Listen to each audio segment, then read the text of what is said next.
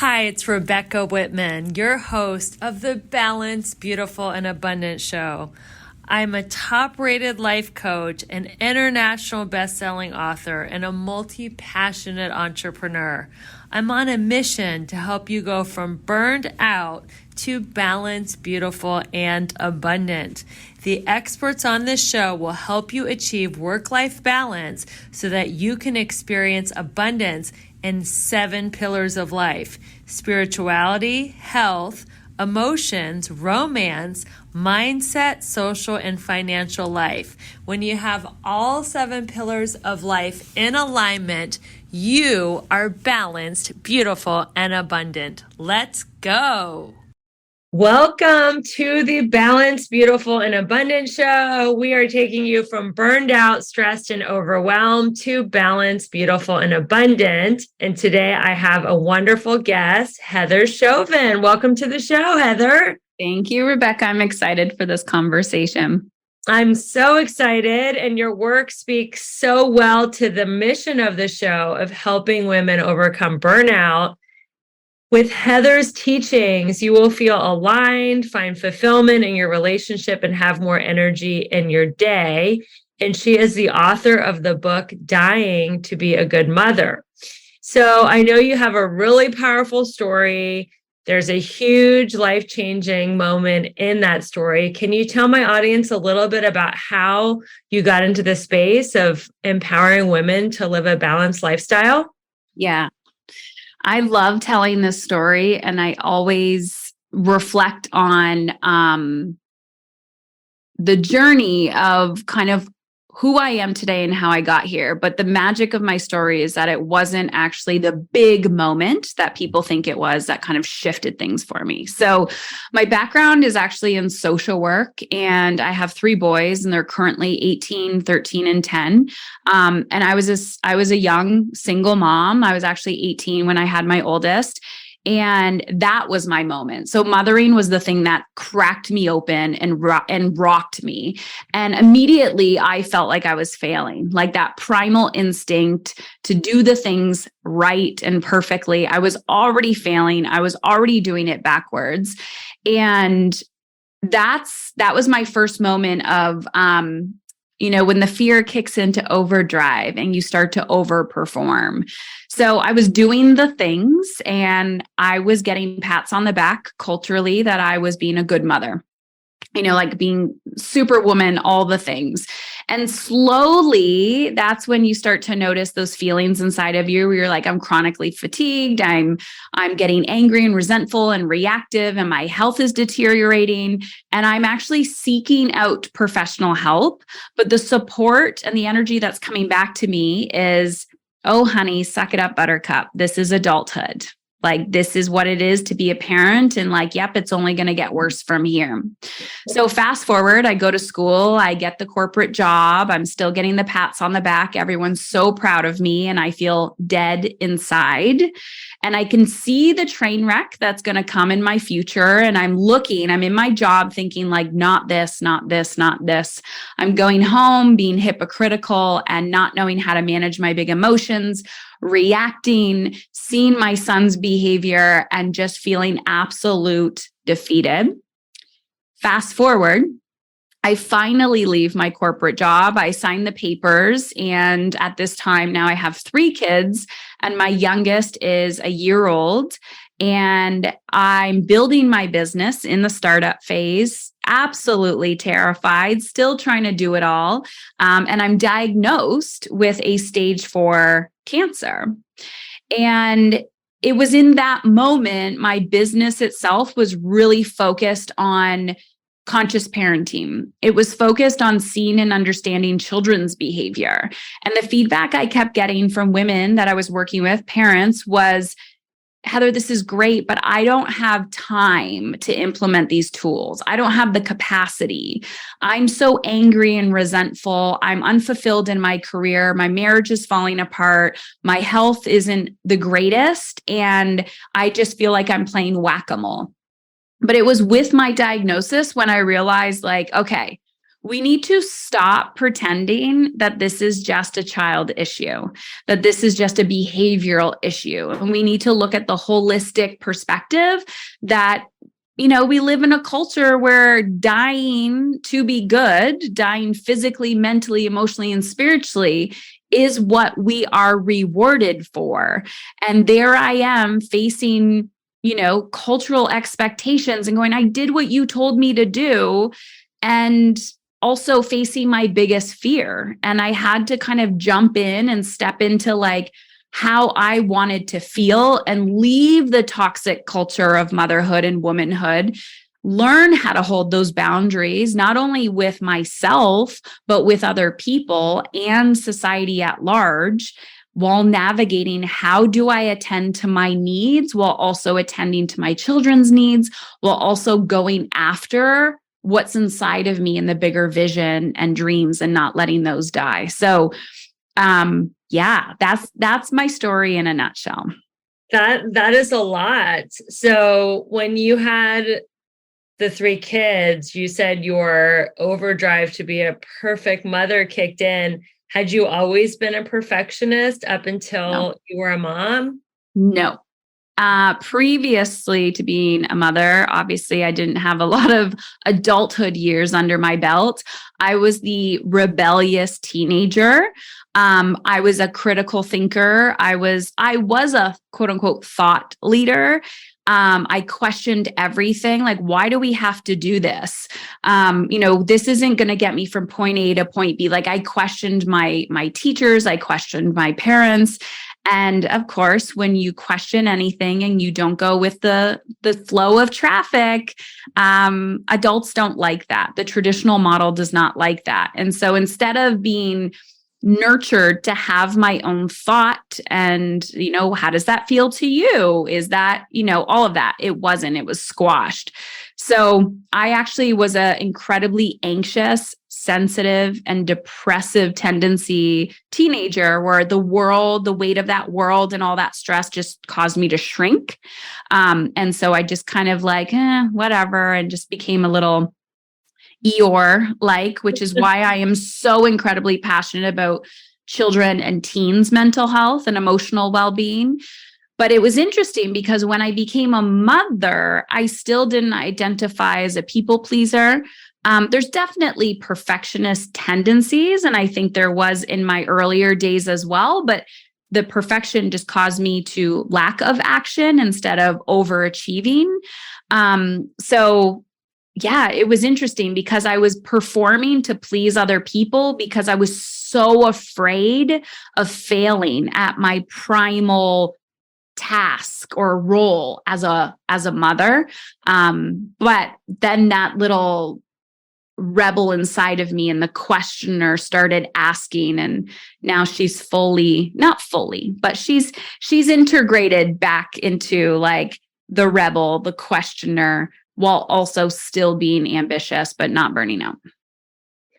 So was it your biological drive to like take care of these small kids, or was it like societal pressure? Like, oh, I have to prove to everyone that I can be a good mom because I'm a young single mom. Like, what do you think caused the crash and burn? Yeah, I think it was just a combination of everything. By the time I had my second and third, I was married and it looked more traditional. I was definitely looked younger than everyone else that was having children, had children before all my friends. But I think it was a combination of everything. I think, our trauma comes up when we want to step up and into our different version of ourselves. The interesting part was like, at the time of my diagnosis, I had 9 years under my belt of personal development. So very early on, even before I could financially support it, I was seeking support. I started reading the book and listening to podcasts and attending workshops and webinars and getting mentors and going to retreats and not having the funds to do it specifically. But I started like educating myself on that. And so I knew that how I felt was not quote unquote normal, even though it was perceived as normal. But I think it was a concoction of many things. Sure, primal, generational trauma, lack of nutrients, lack of self-care, and just the compound effect of, managing your nervous system and stress management. Why is self-care so important, not just for moms, but for everyone who's, taking the more challenging path of being an entrepreneur? Yeah. I think I always say parenting is personal growth on steroids. Entrepreneurship is personal growth on steroids. Marriage is personal growth on steroids. And I don't know how people build a quote unquote successful business without taking care of themselves. I just don't know how people do that. Because the people who see that they are an asset in their business as an entrepreneur are the ones that typically grow faster. They're scaling faster. They're more open. They have like that growth mindset versus the fixed mindset. And the interesting part about the term self-care to me, because I think it's incredibly overused and people misperceive it as like pedicures or, things that cost money. I actually see it as self-respect and self-value. If you don't value yourself enough to realize that you're worth like 10 minutes of your time, or you're worth a meal or hydration or like the basics, you will not see your value. No one will see your value in your business as an entrepreneur. And then you start to undervalue yourself. So if you are not attending to your basic human needs, your, physical, emotional, like all the things, it's going to show up in your business as well. And I see that for a lot of my clients who are like, this isn't working. I'm like, yes, but energetically, you're not showing up as a professional, but yet you want to attract these professional people. You need to start showing up. You need to start leading. You need to start role modeling and acting as if, because if you're not doing what I call emotionally uncomfortable work, hence the name of my podcast, other people are not going to want to learn from you or buy from you because you're not in alignment and in integrity with your values. Your podcast is called Emotionally Uncomfortable? Yeah. It used to be called Mom is in Control. And then last year it was renamed Emotionally Uncomfortable, because when it started as Mom is in Control, it was because women who were seeking parenting support wanted to feel in control. And it never sat well with me. And it felt very like masculine and like control. And then when they started listening to me, they're like, oh, okay, this isn't about being controlling. This is me feeling out of control emotionally. And then over time, I felt very disconnected from the term mom. And I'm like, I am so much more, although mothering and motherhood is a huge part of my message and my brand, but I am so much more than that. And we are so much more than that. And I wanted to have a deeper conversation about, it's not that we can do hard things. I don't believe in we can do hard things. I believe in we can do emotionally uncomfortable things, because we have to be very careful that we're not buying into hustle culture of like, just do more, just lean in, just push, just push that edge. And I'm like, we're very good at the doing, but we're not very good at the being. So when you tell someone, hey, you want to do that emotionally uncomfortable thing, you want to be on that podcast, you want to get those clients, you have to put yourself out there. That is going to trigger your emotional stuff. And if you don't know how to lean in, sending an email is not life threatening. All you have to do is type it out 10 minutes and hit submit.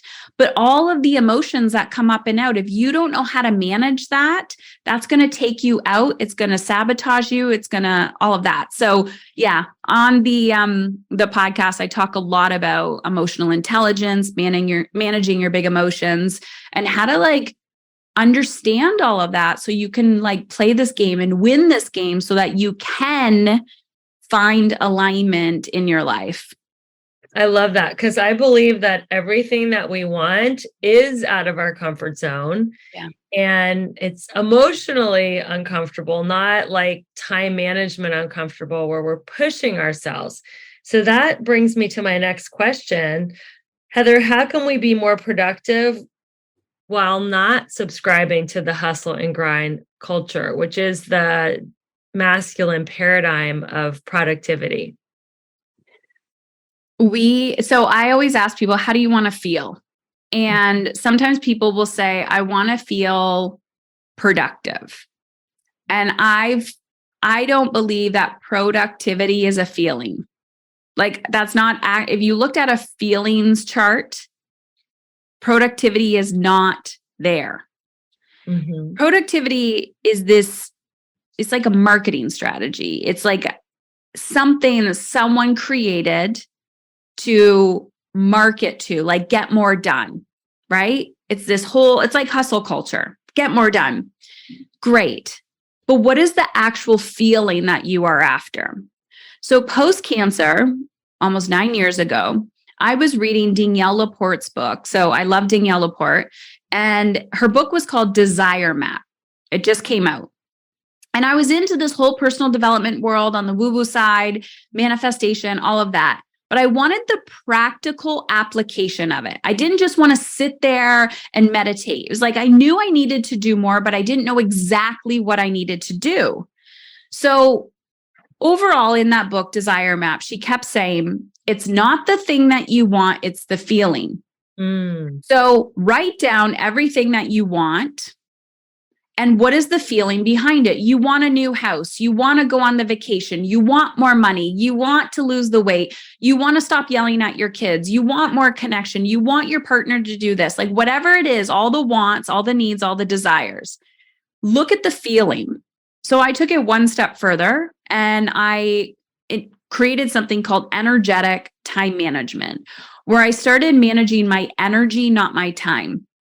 So I took all the things that I desired and I use a journal prompt and I use it to this day and I tell everybody to use it. It's wouldn't it be nice if? Wouldn't it be nice if? Because it doesn't feel so confronting. Like it's not like, what do you want? And you're like, oh God, I don't know because I'm going to fail. I don't want to take action. So I'm like, let's just take all the pressure off. Let's wave a magic wand. Wouldn't it be nice if?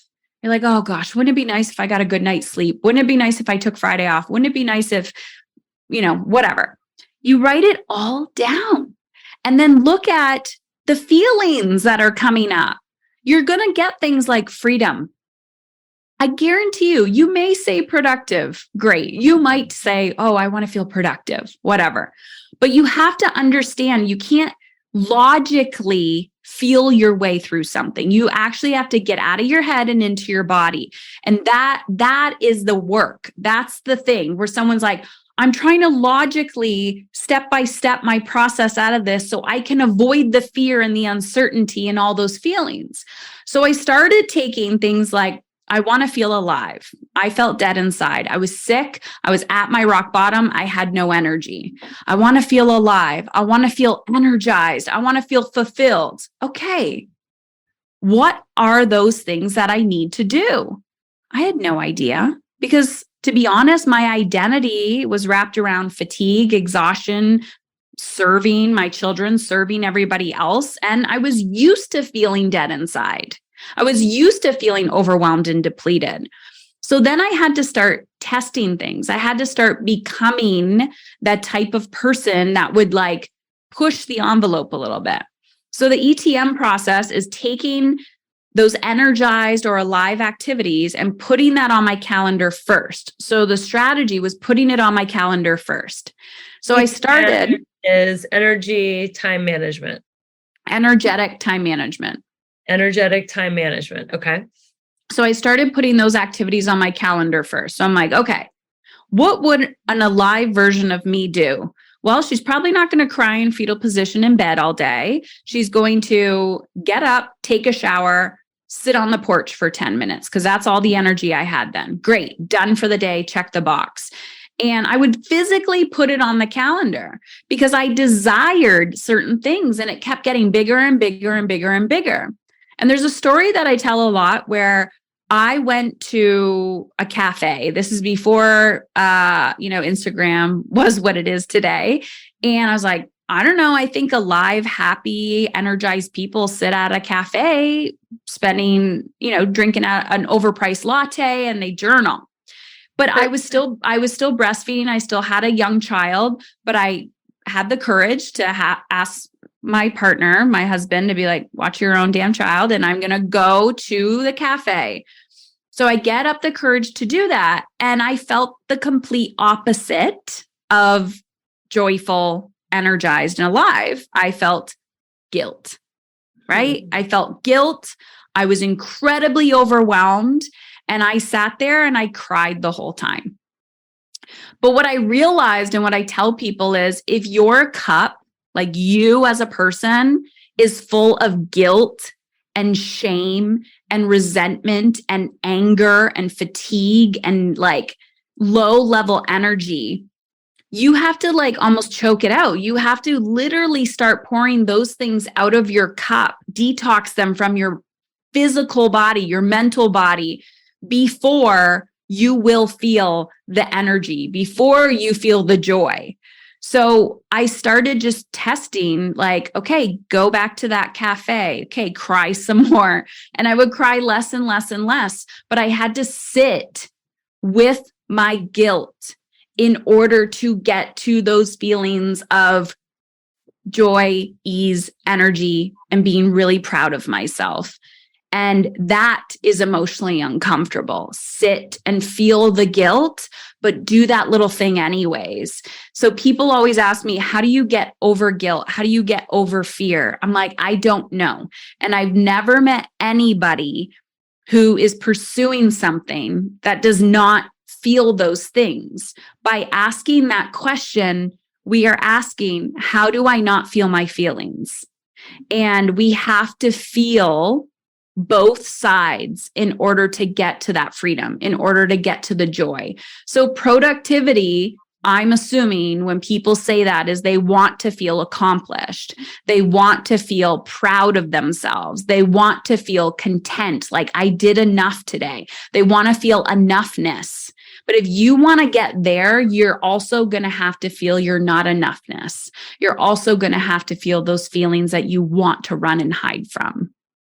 I love that because people want to not feel their feelings. Sometimes in the transformation community, it's like, oh, well, I don't want to be negative and I can't feel my feelings if they're too negative and I just want to fake it till I make it.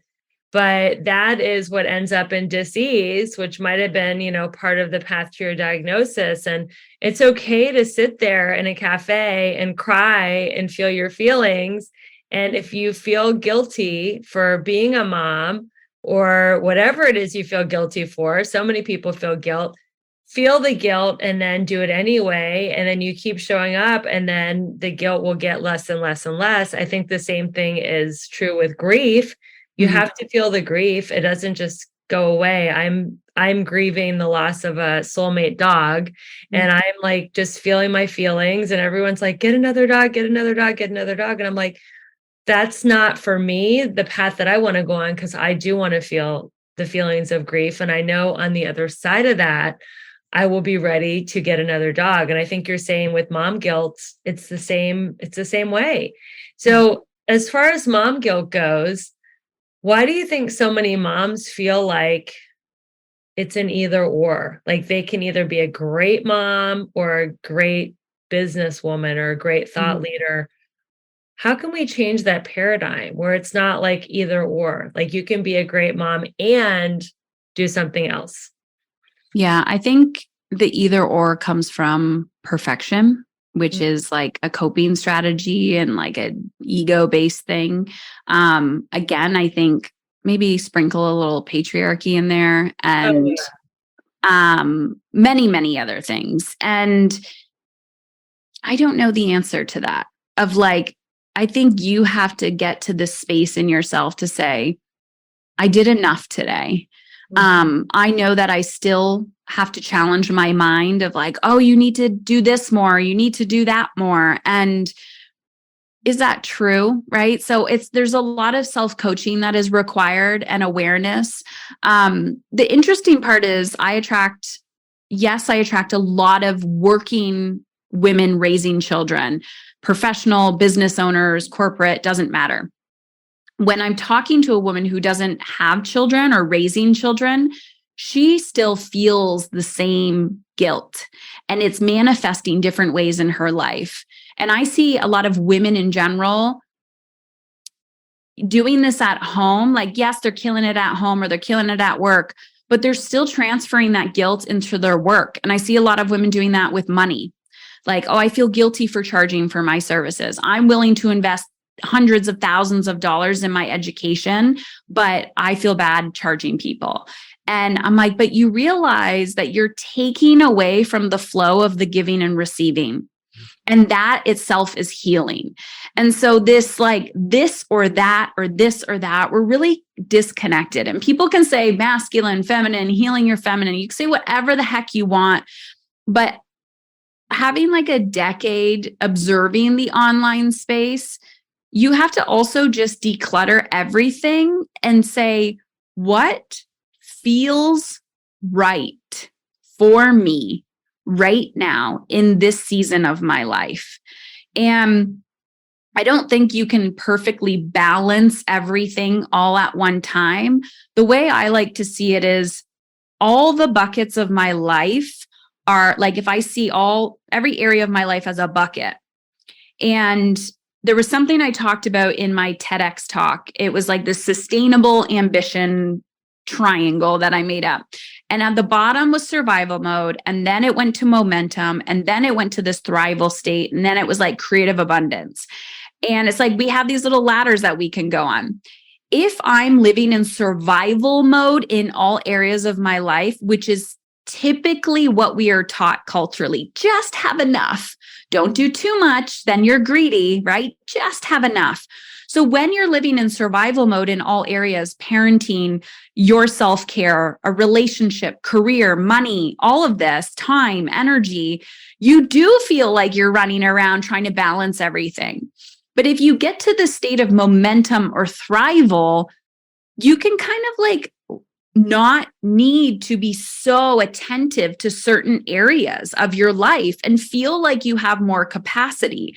So on a daily basis, I'm not like, okay, this week I'm going to have this one-on-one time with this child and this one-on-one. And then me and my husband, we're going to connect every night at this time. Well, no, it's like just flow with your life. I know that I'm in healthy relationships when we can actually be away from each other and it doesn't explode in our face. Or when COVID happened, I said to my husband, I'm having deja vu because I had to be in isolation. I had to like isolate myself from the world. I was like, wow, this is so deja vu for me. But I also had all that time.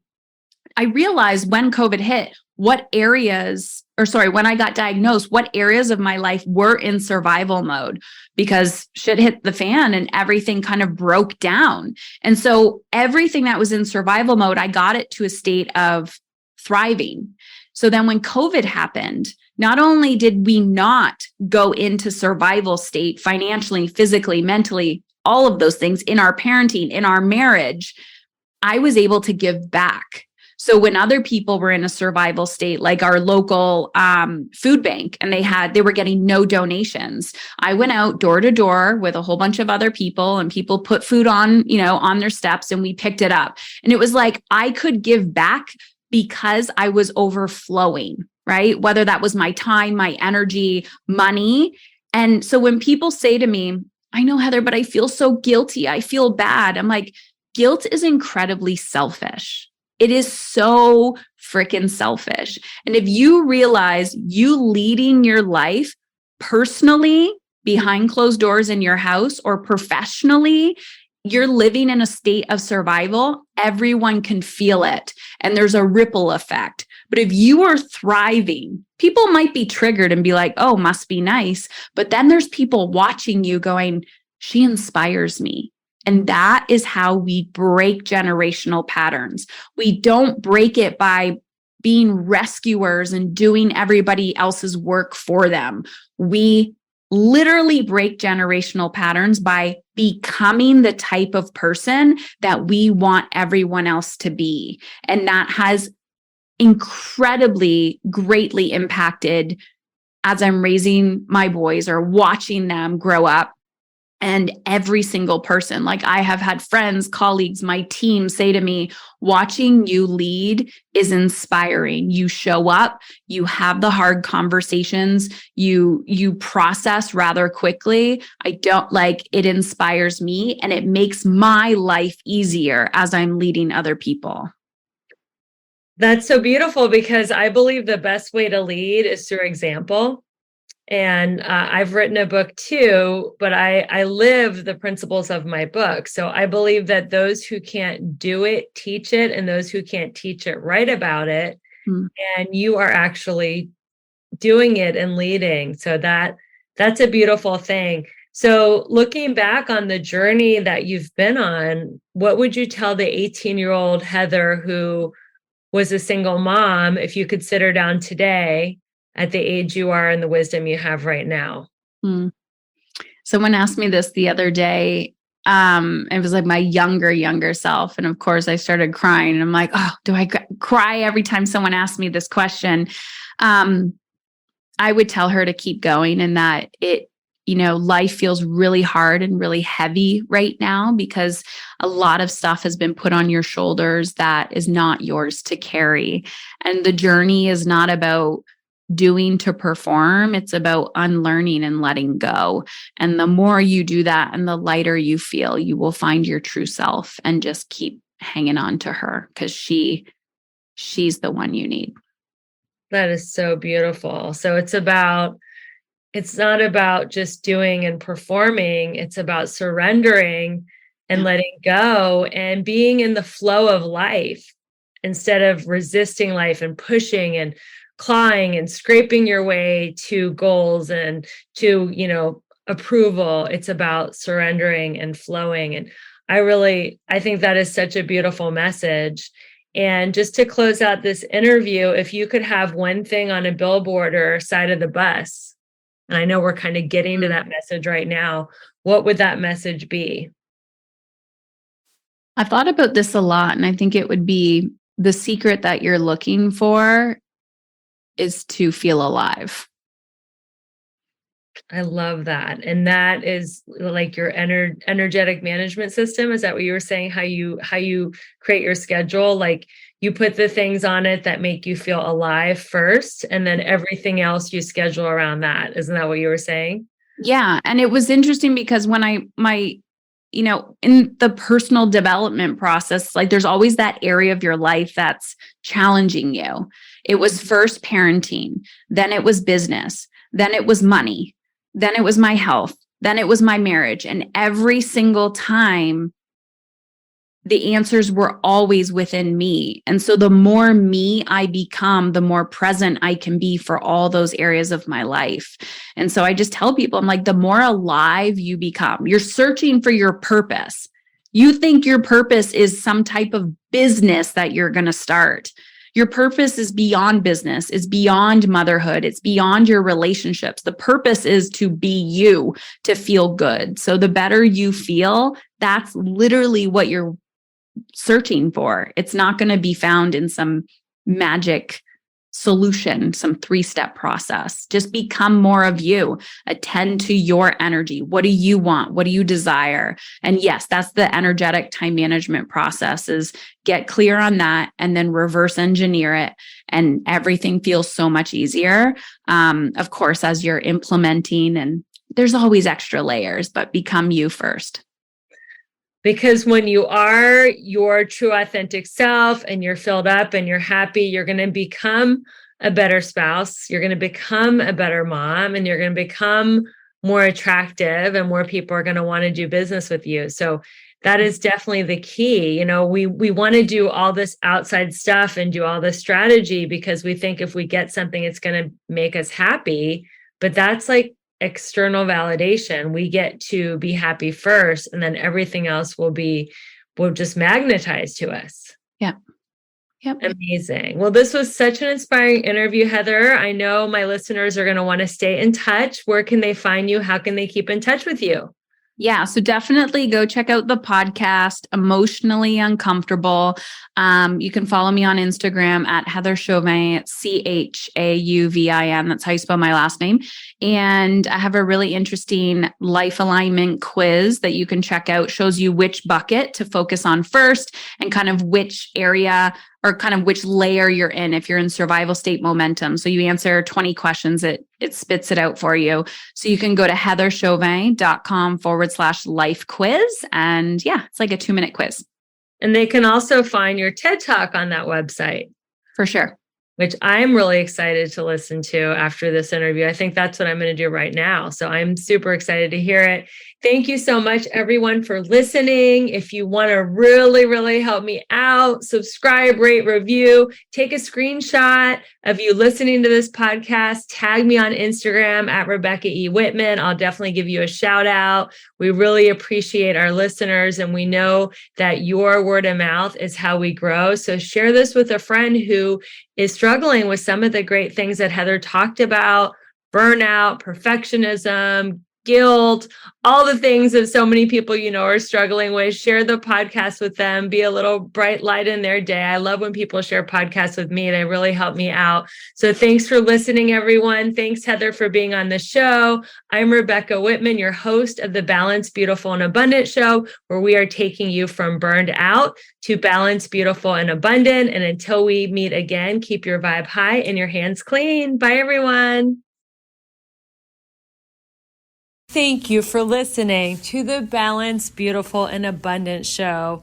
Please rate, subscribe, and review this podcast. If you or someone you know feels stuck and needs more abundance and balance in their life, please go to my link tree in the show notes to schedule your complimentary breakthrough call. I look forward to hearing from you, and we'll see you on the next podcast episode.